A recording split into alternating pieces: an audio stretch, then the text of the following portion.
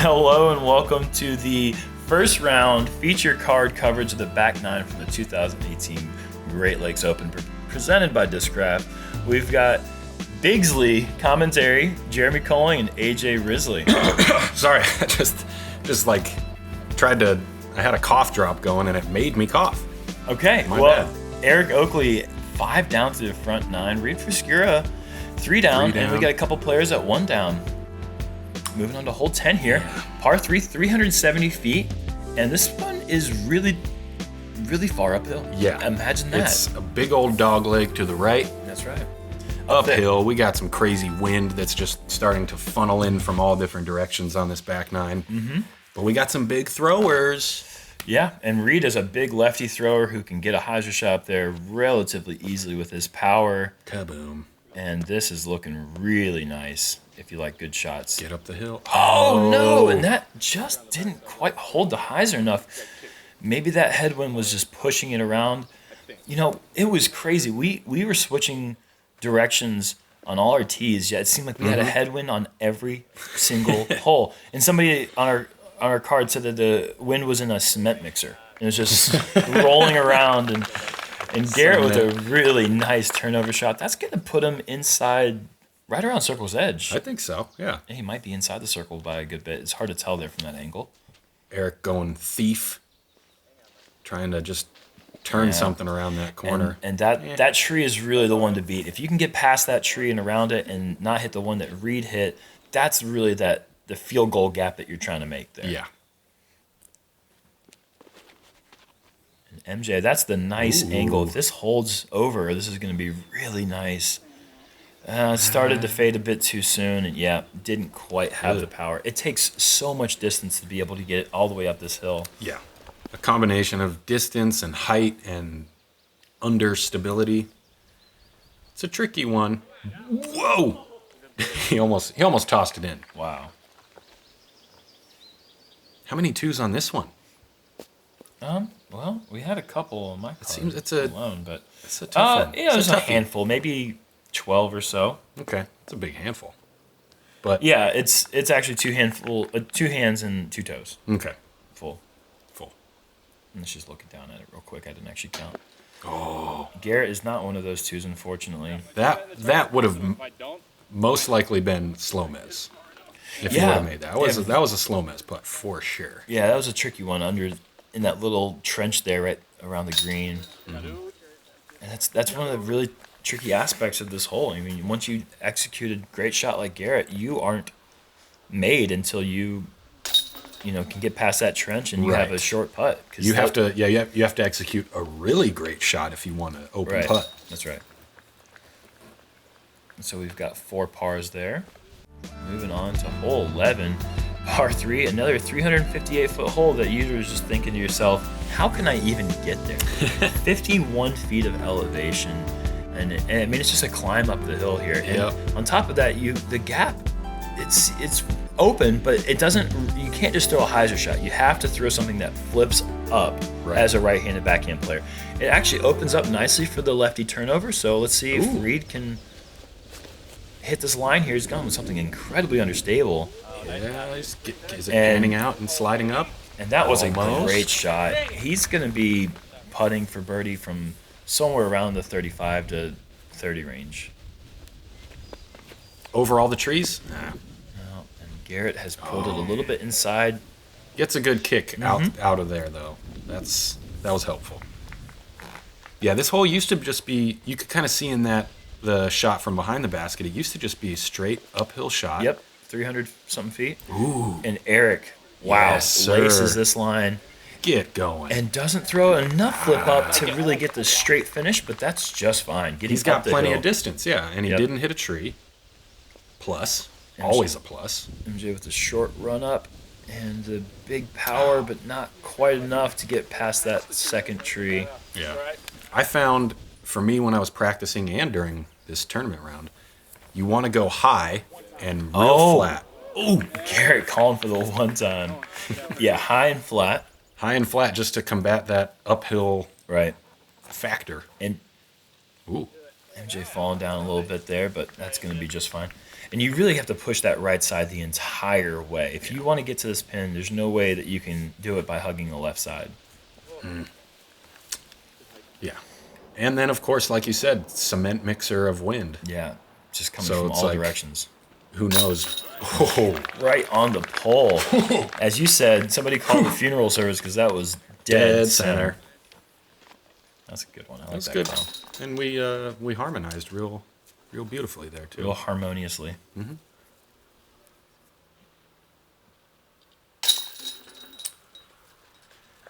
I don't know what Garrett is talking to Jonathan about, but it looked serious. Yeah, I need you to film me better. That's just my demand. Film me better. I've got a quota for these Sonic throw-ins. That's right. You better focus in on all the stamps that are on the underside of my Sonic. There's quite a few of them. Hole 12. Par 3, 534 feet. Got a little dyslexic there with that 3. Because it is a par 3, but it is not one that you're going to see many people get. This is the hardest hole in the course, averaging 3.25. Yeah. I guess because there's a bunch of foliage everywhere. There's so much junk that it's easy to get a bogey. Yeah, and it's a kind of a wacky angle, too. I mean, oh gosh, this needs to go right, and Eric has... He says, please, Heiser. Yeah. And it tried to, but... Because once you go to like 400 feet, then you have to move right and go straight after you move right. So it's like it's a very unnatural angle to approach for par 3. And Reid Lefty could do it, though. Yeah, just going over the top of everything is certainly an option. Sure, why not? Yeah, down there, it looks like he's... It's a decently aggressive play, because he knows... He knows like what side of the fairway he can. Oh wow! Air. Oh no! That is the. Oh, gosh. That's a heartbreaker. Look at that's the only bush in the middle of the fairway. Oh, and that I was so excited to see what was going to happen with that one. Oh, this looks like my shot. Unintentional thrower, but it kind of maybe worked. It's okay. And Garrett having to go with a roller again, man, that is such a heartbreak right there. Dude. Good angle, Don't try this at home, kids. No. Yeah. Yeah. So, hardest hole on the course. Yep. Any twos? We'll see. Eric is not going to have a 2. All good. And he's not going to have a 3 either. That'll be his first drop stroke of the round. This was also my first drop stroke of the round. Paul Ulibarri kind of tricked me into going kind of aggressive like we saw Reid go. Oh. Whoa, hello. Look out, Mike. Mike's fine. And so you got tricked and you fell for the bait, man. Yeah, I kind of did the thrower like MJ did, but I was short of the gap. And that's not Garrett Gurthie. That's not Eric Oakley. Oh, there's Eric. Okay. Eric. He almost proved me wrong. He almost picked up his 3. But there will be his first drop stroke of the round there with his bogey there. Nice effort there from about 50 feet in the woods. Yeah. And Reid for his par from about 36. And man, he is really striking well from outside the circle today. That's at least 2. That's real nice. Yeah. He's a real smooth putter. Yeah, he is. Speaking of smooth. Mm-hmm. Mr. Smooth. Little smooth zingers with the ringers. Ooh. And yeah, there were, again, just 3 2s in the day. Thomas Gilbert, you did it. And a guy that goes by the name of Paul Macbeth. Paul Macbeth got a 2, whatever. Hole 13, par 4, 700 feet. It's a hole they actually moved back a bit since the last time I played out here. They moved the tee back quite a bit. And it makes it a true par 4, and it's difficult. You can see here, you just have this hillside to contend with, and what a hill it is. It is a big, it's 70 feet of elevation, actually 69 feet. And then you have this basket that's tucked in a thick cove off to the left at the top of the hill. Yeah, this one is, I don't know, are you a lucky 13 or an unlucky 13 kind of guy? I'm going to say unlucky because of what happened to me yesterday, but I'd like to be optimistic, but I have reasons to not be. All right. Well, this one now is, like you said, they moved the tee back quite a bit, so it's now smash, smash. Yep. Yeah, it's really just a distance contest. One that MJ is going to lose, but a great shot. Yeah. Obviously not going for anything big there. Just I mean, if we're playing punt, pass, kick rules, if there's a line down the middle of the fairway, he's not doing losing well. a lot of points there. And, that could actually be intentional. I wouldn't be surprised at all, actually, if MJ is taking off some distance there. Just dirty. I can't. Eric. Can't with that guy. But yeah, I think MJ is playing to the flat side. Garrett wants nothing to do with that. Yeah, dude. Yeah. Let's go. Okay, baby. Oh. Wow. It's big. It's a big shot for sure. But yeah, it's hard to go so big on this hole, especially if you go high. You have to do a combination of going like medium high. If you go super high, you're just going to stall out and come up short. MJ is not coming up short. Nah, he's great. These guys are talking about like, oh, I think that, they're talking about what could have gone wrong with that shot. Nothing went wrong with that shot. It was perfect. Garrett is wondering what can go right from in there. He might have a turbo putt left from about 30. Ooh. That's thick in that rough. Yes, sir. Ooh, Oh. he juiced it. Slight juice. Yeah, he's actually got a pretty decent straddle look from there. And Yeah. Reid, who's got plenty of forehand distance to get there, but this is definitely too wide. Catches the edge of the tree, and that's looking like either a highlight reel or a pretty simple par. Highlight reel birdie, Yeah, now that I think of it, that second shot is tough for a lefty. Well, especially if you're in the high grass, and especially if you have to throw a sidearm. Without high grass, it's high enough where it will impede. Ooh. Ooh, almost got you, Johnny. Look out. Eric was actually a bit closer than it looked from back there, and that is a stroke left on the course. Yeah, it was obstructed, but that's a putt that we expect to make every time. Oh, they did it. I can't really even imagine what the dynamic of this card was with Eric and MJ in the same group, two guys who love to chat throughout the round. Yeah. Oh, man. Both of them are very silly guys. And then the frickin' stoic stonewall of Garrett Gurthie. Right? Can't get that guy to say 2 words to you.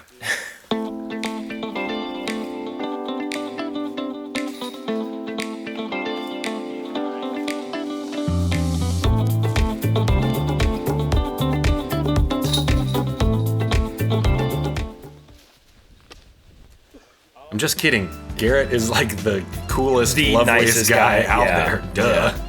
Anyways, hole 14, par 3, 375 feet. This is as much of a must-get as I feel like you're going to have on this course. Just a downhill hyzer, a few trees to contend with, and maybe a bit of an awkward angle just because these trees do have quite a bit of foliage growing on the outside of them. Yeah. And you really just want to kind of, maybe it's like a high stall shot that kind of swings back in late. Yeah. Something that MJ has probably got a pretty good hold of. It looks good. There's a hole very similar to this in Charlotte, North Carolina, Oh, and sure. MJ just absolutely parks it. Oh, baby. FollowFlight. If you ever played Rennie Gold, this is hole 8 at Rennie Gold, just a little bit different stuff around it. Mm-hmm. But yeah, it's gonna be a slam dunk. Ooh. Windmill or what do you think? Double clutch? I don't know. Through the legs. I think he's just kind of a normal, just go up and put it in the basket kind of slam dunk guy. Yeah. I don't think that he has any frills. Okay. Wait, are we talking Michael shot Jordan there. or Michael Johansen? Michael Johansen did. Oh. And Reid parks it with a nice forehand. This is a bit wide from Eric. A bit long as well, but he may have a look. He might. The He elevated might have a pin look. might deter him from going too aggressive with that putt, but we'll see when we get down there. Yeah, like you said, this is it does feel like a must get. yeah. Oh, shit. Hey, that's what you got to do. Good play, good play. You kind of have to just bang around to those trees and hopefully you get through them. Yeah. Oh, goodness gracious. It's like the worst sound in the sport. I am not fond of that sound. No, I mean it's a good sound for for scoring purposes. If you're like 200 feet out and you hear that sound, it's like, yes, cool. If you're putting and you hear it, that's not good. No. Good putt from Reid there. Good birdie overall. Yeah. I mean. Yeah, tough lefty hole. But he's a quality forehand player, so. Yeah. Not too surprising, I suppose. Garrett will move. Or go to one down. He's under par. MJ, let's see. Yep. Just a very no frills about it slam dunk. No chains. Hole 15, par 4, 567 feet. This is one where you want to execute a turnover or a forehand shot down this hillside to the right. The problem is, too far right is danger. You might not even see your disc ever again. You have to decide if you want to go left side or right side of that tree that we just passed. If you want to get down to the bottom of the hill and go big, it's going to leave you with a really short uphill approach. But looks like MJ's just going with that purple banger. Oh, yeah. Nice. The fudging purple banger. Flipping. No, it doesn't flip, does it? Oh, it flips a little bit. Yeah, it's I mean, any disc has been in anyone's bag for 10 years and thrown every round. Yeah. It's going to start flipping. And Reid has gotten left side of the tree, going for the bottom of the hill. Good for Reid. That way to take advantage of the opportunity. If I were on the card, that would definitely warrant some knucks. Oh, the knucks handed out, and Garrett almost getting knucks there too. That's not a bad place to be, but man, that caught the top edge of that tree line, and had it not, we might have had a Sonic range little approach shot. A little Sonic Eagle attempt. Eric on a nice flip up, and he's going, looks like he's trying to get left side of that tree, but maybe just going for the middle of the fairway. Pushed it a little too straight. He's going to have a little standstill shot from in the bushes maybe. And I really like this play. Going putter. Yeah. You kind of lay up short, so that way you've got a level look at the basket, and then you can use that slope, kind of like on hole 4 that we saw. You just jam it right into the slope and let it pop up to the basket. Kind of like that. Oh, look at that. Textbook execution. Textecution. Ooh, I like combo words. Garrett not getting a combo word right now. That was unnecessarily tight and has hit a tree, and just a bit of a misrelease there, unfortunately. Yeah, but when you hit an early branch like he did, things could be much worse. So, man, he's still got some work to do. He's going sidearm Sonic. Sidearm Sonic, a little SS. Just past the pin. A little SS for GG. MJ going birdie. Turkey, gobble gobble. So it is.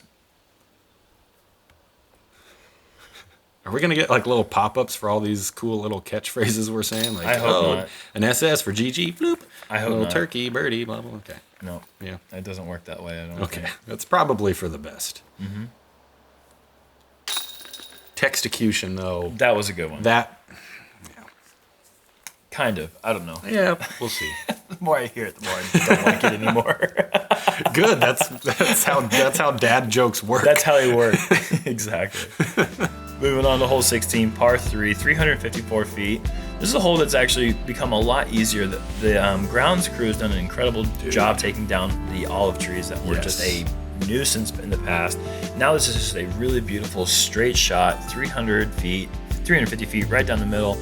Tight line. There's a couple different plays. You can go with the mid-range straight at it. You can go the high stall shot. There's turnover flex lines. There used to be a big hyzer out to the right. And I actually believe on the last hole when we called a putter approach from MJ, I think it was actually an ESP comment. I think it might be an MJ edition ESP comment because I haven't actually seen that disc in his bag. And that thing flies like the way he throws comments. Kaboom. There you go, Reid. And that is a shot that I guess I did not see. Dude. Look at that. That was great. That was pretty good. Taking all the trees out of the way there with a big spike hyzer. Yep. Speaking of taking all the trees out of the tree equation, Yeah, that's not a good combo word. But there's a big flex shot there, and hyzering back a little bit long, just outside the circle. Yeah, take that. He's been doing some push-ups. He's always had a big arm. Garrett just trying to somehow not throw past the pin when he's throwing a stall shot, which is Right, yeah. hard for other people to do, easy for him to do. But he stalls it too much. Catches the top edge, and that's going to leave him just outside the circle. Yeah. Oh, come on now. Bring it. Oh. MJ with a nice run there. I hit the lock pretty cleanly. Yeah. I hit the lock pretty cleanly. That's what it's like playing with MJ. Yeah. Oh.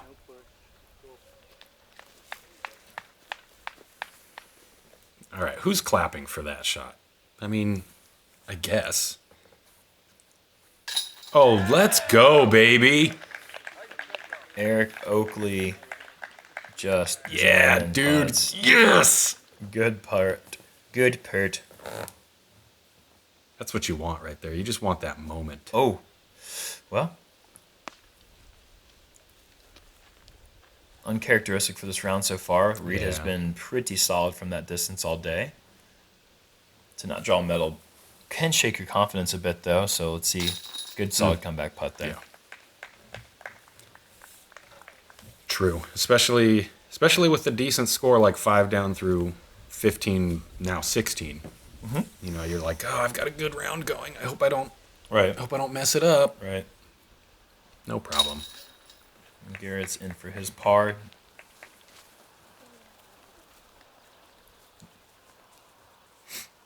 I think MJ has got this one. Yeah, I think he's just going to go without his bag on. Whoa, whoa, hey. Okay.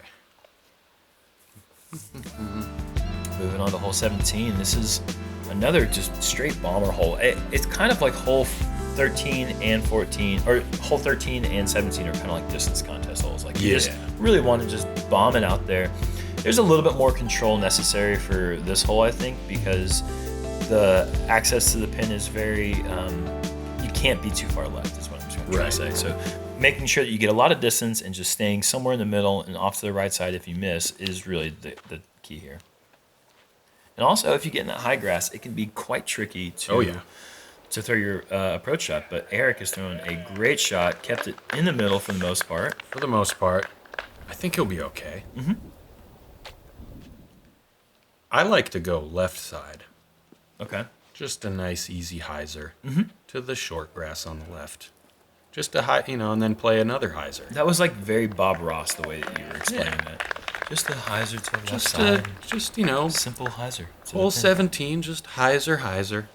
MJ with a nice shot there. Reid going really big, and that. If I was Bob Ross, Reid is Jackson Pollock right now. He's just sloshing paint all over the canvas. Just, I'm gonna throw a putter on my second shot. And he's also left side, but I think he's got plenty of distance and a good angle to get to the pin. And Garrett, going roller. Dude, what? I cut roller too. I am actually get out of my house. I'm gonna cut roll right to the short grass, perfect shot. Wow. That's a surprising choice there with this ground being the grass being as thick as it is. I don't want to question whether that was intentional. I don't think it wasn't intentional, but it's a play that I'm surprised that he went with. Yeah, because fun fact, he could have thrown a spike hyzer to that same spot. Exactly. That's why it's curious. MJ with a nice approach. He'll be putting for his birdie from 28 feet, I'm going to guess. Whoa. Yeah, Eric has gotten this one away from him. Whoa. Yeah. Whoa. That was strange. Yeah, he's quite befuddled by the wind there, and so am I. That thing got a huge jump out of his hand. Nice rock 3 approach shot from Garrett. Again, this basket being on a mountain plays tricks with that speed control coming into the green. One way to combat that speed control is just throw a huge shot like Reid did off the tee. It makes things and a like lot I said, easier. I'm pretty sure that was a putter approach shot. Yeah. which makes me feel interesting about my felon approach shot that I'm ripping 30 feet in the air. Right. Reid with a nice birdie putt there. Wow, yeah, that's just made that hole look so simple. Yeah. Props. And knucks. You get the proverbial verbal knucks. Yeah. Auditory knucks. MJ, no problem there with that straddle putt. Good birdie. Another Michael Jordan reference. That putt with like the silhouette, he almost looked like the jump man. So maybe instead of like, maybe instead of like references continue. Yeah. So that'd be a hilarious stamp of his if it was just him making a straddle putt. And it looked like Michael Jordan's jump. I can Air see Jordan. the Jumpman logo, but with a ponytail. Yeah, you know? Instead of like flying through the air Palming from the free throw line, like, it's just him straddle putting from 25 feet out. We need a graphic artist to throw us together. Yeah, if only we knew some graphic artists. All right, who do that kind of stuff? Hole 18, par 3, 315 feet. Basically, you have to climb a tiny mountain here. This left side wall is OB. One of the only times there's an artificially manufactured OB on the course. Oh! An alley-oop windmill. Oh, yeah, let's Zach go. Melton to AJ Risley for the alley-oop windmill? No, I wish. That was Eric. That was Oakley. Eric? Okay. Yeah. Wow. That was some... And Whoa! The crowd loves MJ's halfway to the basket tee shot. Actually, 18 and 1 are adjacent to one another, so I'm sure someone threw a great shot on hole 1. I'm sure they did. Or maybe they just really were being sarcastic. I mean, this is Discraft. This is Discraft country. That's true. And MJ is a Discraft player. A veteran. Reid with a nice shot to circle his edge. That's a really good shot. Yeah. Let's not gloss over the fact that that was a good shot. We shouldn't ever do that. Shan't. We shan't. No! That's safe. Oh, that is safe. Okay, that wall there is safe, but the rope on the left side is the OB. I thought he just caught the worst possible break. Those were like a 100% genuine reactions that we just had. I definitely thought he was going out of bounds there for a second. Oh my gosh.